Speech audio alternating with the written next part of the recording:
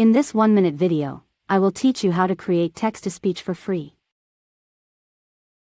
Step 1. Visit the audacityteam.org website and download the Audacity installer.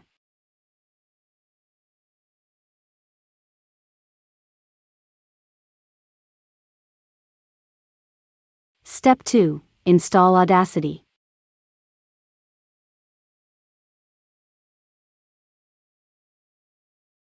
Step 3. Click the Audio Setup button and select Audio Settings. Step 4. Set the host to Windows Wasapi, the recording device to loopback input for the speakers, and the channels to stereo. Save your settings. Step 5. Open the Google Translate website and paste your text. Step 6. Go back to Audacity and press the Record button. Step 7. Go back to Google Translate and play the audio. Learn how to create text-to-speech for free by using Audacity and Google Translate. Step 8. Click the Stop button to stop recording.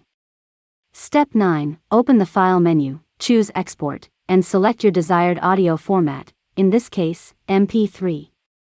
Save your audio.